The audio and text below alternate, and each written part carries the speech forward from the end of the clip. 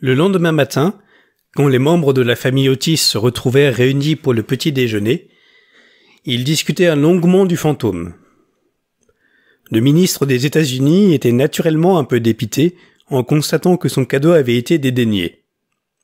« Je ne souhaite causer aucun mal à ce fantôme, déclara-t-il, et je dois dire que depuis le temps qu'il hante la maison, je pense qu'il n'est guère poli de lui lancer des oreillers. » Remarque très juste, qui, j'ai le regret de le dire, déclencha une crise d'hilarité chez les jumeaux. D'autre part, continua-t-il, s'il refuse vraiment de se servir du lubrifiant indien, il faudra que nous lui enlévions ses chaînes. Il est tout à fait impossible de dormir avec ce raffut dans les couloirs.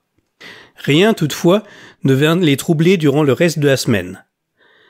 Le seul détail qui attira leur attention fut la réapparition continuelle de la tache de sang sur le parquet de la bibliothèque. Ce phénomène était à coup sûr singulier, puisque la fenêtre était toujours fermée la nuit par M. Otis, et les fenêtres soigneusement closes. Par ailleurs, la couleur de la tache de sang, qui changeait aussi souvent que celle d'un caméléon, suscitait des commentaires. Certains matins, elle était terne, presque brunâtre, puis elle passait au vermillon, puis à une riche nuance de pourpre, et, une fois, alors qu'il descendait pour dire des prières familiales selon les rites de la libre église réformée épiscopalienne américaine, ils la retrouvèrent d'un vert émeraude éclatant. Ces changements kaléidoscopiques amusaient toute la famille, et des paris étaient ouverts chaque soir à ce sujet. La seule personne qui n'entrait pas dans le jeu était la petite Virginia, qui, pour quelque raison inexpliquée, était toujours perturbée à la vue de la tache de sang, et qui, le matin où elle vira vert émeraude, faillit fondre en larmes. La seconde apparition du fantôme eut lieu un dimanche soir. Peu après être allés se coucher, les Otis furent subitement mis en alerte par un terrible fracas dans le hall. Ils se précipitèrent au bas des marches et constatèrent qu'une énorme armure ancienne s'était détachée de son socle pour s'éparpiller sur les dalles de pierre, tandis que le fantôme de Canterville, assis dans un fauteuil à haut dossier droit, se frictionnait les genoux avec une expression de douleur aiguë sur les traits. Les jumeaux, qui s'étaient munis de leur sarbacane, tirèrent immédiatement 2 boulettes sur lui, avec cette précision qui ne peut être atteinte que grâce à une pratique assidue et prolongée sur la personne d'un maître d'école. Tandis que le ministre des États-Unis, son revolver braqué sur l'intrus, lui intimait selon l'étiquette californienne de lever les bras. Le fantôme se dressa avec un cri de rage aiguë. Il se précipita sur eux et les traversa comme un lambeau de brume, éteignant au passage la bougie de Washington Otis, les plongeant dans l'obscurité totale. Parvenu au sommet de l'escalier, il se ressaisit et résolut de recourir à son célèbre éclat de rire satanique. Plus d'une fois ce procédé lui avait été fort utile. C'était lui qui, disait-on, avait fait virer au gris en une seule nuit la perruque de Lord Dracker, et qui avait certainement décidé 3 des gouvernantes françaises de Lady Canterville à plier bagage bien avant la fin du mois. Il émit donc son ricanement le plus atroce, jusqu'à ce qu'il résonna et se répercuta contre l'antique voûte du plafond, mais à peine le terrifiant écho s'était-il éteint, qu'une porte s'ouvrait et Madame Otis surgissait, vêtue d'une robe de chambre bleu pâle. « Je crains que vous ne soyez bien mal en point, dit-elle. Voici donc un flacon de l'élixir du docteur Dabel. S'il s'agit d'une indigestion, elle vous fera le plus grand bien. » Le fantôme, furieux, la foudroya du regard et prit aussitôt ses dispositions pour se transformer en énorme chien noir, opération pour laquelle il était justement renommé et que le médecin de famille avait toujours jugé responsable de l'état d'idiotie permanent de l'oncle de Lord Canterville, l'honorable Thomas Horton. Un bruit de pas qui se rapprochait le fit toutefois hésiter, et il se contenta de devenir légèrement phosphorescent, pour disparaître avec un grognement sépulcral à l'instant où les jumeaux le rejoignaient. Une fois dans sa chambre, il sombra dans le marasme et devint la proie d'une violente agitation. La vulgarité des jumeaux, le matérialisme grossier de Madame Otis, étaient bien entendu odieux. Mais ce qui le démoralisait le plus, c'était sa totale inaptitude à revêtir la cotte de maille. Il avait espéré que même des Américains modernes vibreraient à la vue d'un spectre en armure, ne fût-ce, à défaut du motif le plus sensé, que par respect pour leur poète national, Longfellow, dont la poésie gracieuse et élégante lui avait allégé bien des heures de dépression, pendant les séjours des Canterville à Londres. D'autant que c'était sa propre armure. Il l'avait glorieusement portée au tournoi de Kenilworth, et elle lui avait valu les plus vifs compliments de la Reine Vierge en personne.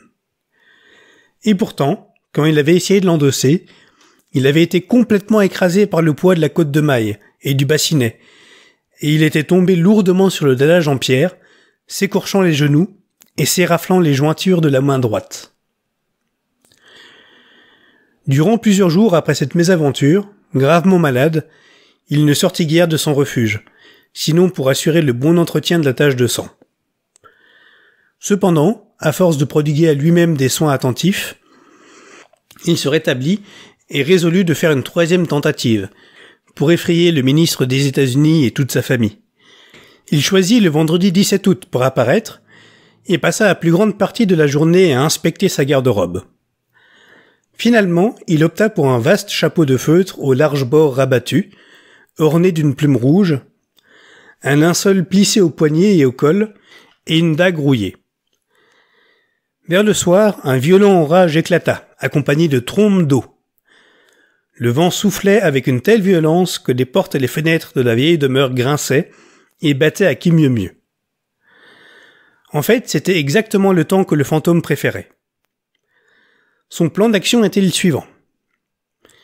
Il allait pénétrer sans bruit dans la chambre de Washington Otis, l'abreuver d'invectives incompréhensibles, et le poignarder 3 fois à la gorge au son d'une musique lente.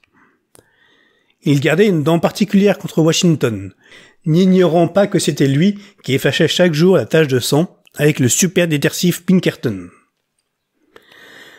Après avoir plongé ce Godelureau sans cervelle dans un état de terreur abjecte, il se rendrait dans la chambre occupée par le ministre des États-Unis et sa femme, et poserait une main glaciale et visqueuse sur le front de Madame Otis, tout en chuchotant d'une voix sifflante à l'oreille de son mari les terribles secrets du caveau de famille. Vis-à-vis de la petite Virginia, il n'avait pas encore arrêté sa décision. Jamais elle ne l'avait insultée, et elle était jolie et gentille. Quelques gémissements lugubres du fond de l'armoire, se dit-il, seraient plus que suffisants pour la réveiller, sinon il pourrait tirailler son édredon à petits coups saccadés. Quant aux jumeaux, il était bien résolu à leur donner une leçon. La première chose à faire était de s'asseoir sur leur poitrine, pour leur faire éprouver une sensation d'étouffement cauchemardesque. Ensuite, comme leur lit était tout proche l'un de l'autre, de se tenir entre eux sous la forme d'un cadavre vert et glacé, jusqu'à ce qu'ils soient paralysés de peur. Enfin, de rejeter son linceul et de tourner lentement autour de la pièce, avec ses os blanchis et son œil roulant au creux de l'orbite, dans le rôle de Daniel le Muet, ou le squelette suicidé. Rôle dans lequel il avait plus d'une fois fait un effet spectaculaire, et qu'il considérait comme égal à celui de Martin le Dément, ou le mystère masqué. À 10h30, il entendit la famille qui montait se coucher. Pendant un moment, il fut dérouté par les hurlements de rire aigus des jumeaux, qui, avec leur insouciante gaieté d'écoliers, batifolaient avant de se mettre au lit. Mais, à 11h le 1/4, tout était calme, et lorsque minuit sonna, il s'élança. Le hibou se mit à volter au carreau, le corbeau à croisser en haut du vieil if, et le vent à gémir et à se lamenter autour de la maison comme une âme perdue. Mais les membres de la famille Otis dormaient, inconscients de leur destin, et, très haut par-dessus la pluie et les rugissements de la tempête, le fantôme entendit les ronflements sonores du ministre des États-Unis. Il émergea sans bruit des boiseries, avec un sourire mauvais sur ses lèvres cruelles, et la lune se voila la face derrière un nuage, comme il se glissait devant la grande fenêtre en encorbellement, où étaient blasonnées en azur et or ses armes et celles de sa femme assassinée. Il continua à se faufiler comme une ombre maléfique, et l'obscurité elle-même semblait prise de répulsion à son passage. À un moment, il crut entendre un appel, et s'immobilisa. Mais ce n'était que l'aboiement d'un chien de la ferme rouge, et il se remit en marche, marmonnant d'étranges blasphèmes du XVIe siècle, et brandissant de temps à autre sa dague rouillée. Enfin, il parvint à l'angle de couloir qui menait à la chambre de l'infortuné Washington. Un instant, il s'y arrêta, tandis que le vent faisait volter de longues mèches grises autour de sa tête, et tordait en plis bizarres l'horreur sans nom de son linceul funèbre. Puis, la pendule sonna le quart, et il jugea que le moment était venu. Avec un petit rire sarcastique, il tourna le coin, mais, à peine l'avait-il fait, qu'il vacilla en arrière avec un pitoyable cri de terreur, et cacha son visage livide derrière ses longues mains osseuses. Droit devant lui se dressait un horrible spectre, immobile, tel une statue, aussi hideux que le cauchemar d'un fou. Son crâne était chauve et poli, son visage rond, gras et blanc. Un rire atroce semblait s'être figé à jamais sur ses traits grimaçants. Les yeux projetaient des rayons de lumière sanglante, la bouche était un large puits de feu, et un affreux vêtement, semblable au sien, drapait de ses plis neigeux sa silhouette de titan. Sur sa poitrine, une pancarte portait les mots écrits en caractères archaïques. Quelques attestations ignominieuses, semblait-il, quelques listes de péchés atroces, quelques funestes éphémérides du crime, et, dans sa main droite, il brandissait une large épée d'acier luisant. N'ayant jamais vu de fantôme, il fut naturellement terrifié. Et, après un deuxième coup d'œil furtif à l'horrible question, il se sauva jusqu'à sa chambre, trébuchant dans les plis de son suaire, et lâchant dans sa course sa dague dans les hautes bottes du ministre, où elle fut retrouvée au matin par le maître d'hôtel. Une fois en sûreté dans son refuge, il se jeta sur son étroite paillasse et rabattit son voile blanc sur la tête. Au bout d'un moment, toutefois, la vieille tradition de vaillant chevaleresque des Canterville reprit le dessus, et il résolut d'aller trouver l'autre fantôme dès qu'il ferait jour. Ainsi, à peine les lueurs argentées de l'aube avaient-elles effleuré les collines, qu'il retournait vers le lieu où l'abominable spectre était apparu, tout en songeant qu'après tout, 2 fantômes valaient mieux qu'un, et qu'avec l'aide de son nouvel ami, il pourrait plus sûrement s'en prendre aux jumeaux. Mais, comme il atteignait l'angle du couloir, une angoissante vision frappa son regard. Il était de toute évidence arrivé quelque chose au spectre, car la lumière était totalement éteinte dans ses yeux caves, le glaive luisant lui était tombé des mains, et il était adossé de guingois au mur dans une position insolite. Il se ruait en avant pour ceinturer son adversaire, quand il vit la tête de celui-ci tomber et rouler par terre, tandis que le corps s'affaissait, et il se retrouvait cramponné à une courtine de basin blanc, avec un balai, un couperet de cuisine et un gros navet creux gisant à ses pieds. Incapable de comprendre cette singulière métamorphose, il empoigna la pancarte avec une hâte fébrile, et, à la lumière grisâtre du matin, il lut ces mots. Le fantôme Otis. Unique modèle déposé. Garantie d'origine. Méfiez-vous des contrefaçons. En un éclair, il comprit tout. Il avait été joué, trompé, dupé. Alors la vieille intrépidité des Canterville brilla dans son regard. Il grinça de ses gencives édentées et, levant ses mains ridées très haut au-dessus de sa tête, il jura, selon la pittoresque phraséologie de la vieille école, que lorsque Chanteclair aurait allègrement sonné le corps, par 2 fois, des crimes de sang seraient perpétrés et le meurtre, à pas silencieux, se mettrait en marche. À peine avait-il achevé ce terrible serment qu'un coq chanta sur le toit de tuiles rouges d'une ferme lointaine. Il laissa échapper un long rire étouffé chargé d'amertume et attendit. Heure après heure, il attendit, mais le coq, pour quelque raison étrange, ne rechanta pas.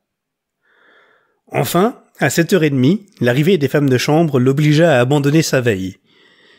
Et il regagna dignement son refuge, ruminant contre ses espérances déçues et ses objectifs manqués. Puis, il entreprit de consulter divers ouvrages de chevalerie antique, ses lectures de prédilection, et découvrit que, chaque fois qu'il avait été invoqué par serment, Chanteclair avait toujours chanté une seconde fois. « La peste étouffe cette maudite volaille !» marmonna-t-il. « Il fut un temps où, de mon fidèle épieu, je leur ai transpercé le bréchet et fait chanter pour moi seul jusqu'à ce que mort s'en suive. » Sur quoi, il alla s'allonger sur son douillet cercueil de plomb, et y demeura jusqu'au soir.